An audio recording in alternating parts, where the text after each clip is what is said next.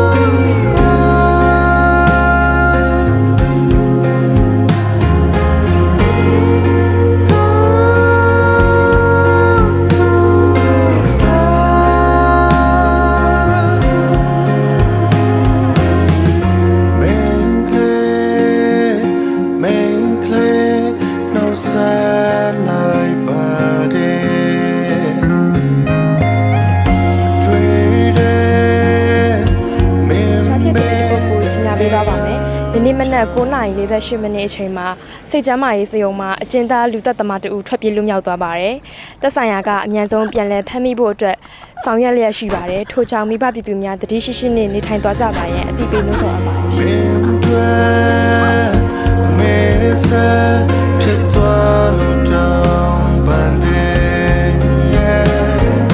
မင်းဒီဆုံးဘာငါဆုမြောက်လို့ပါ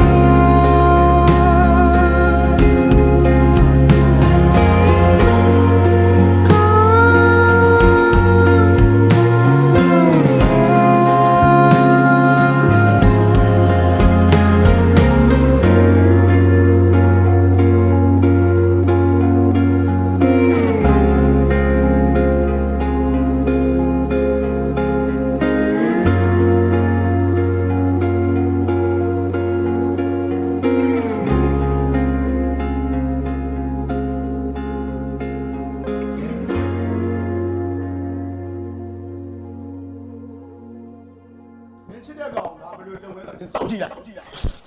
呀，那你下了，我断了了，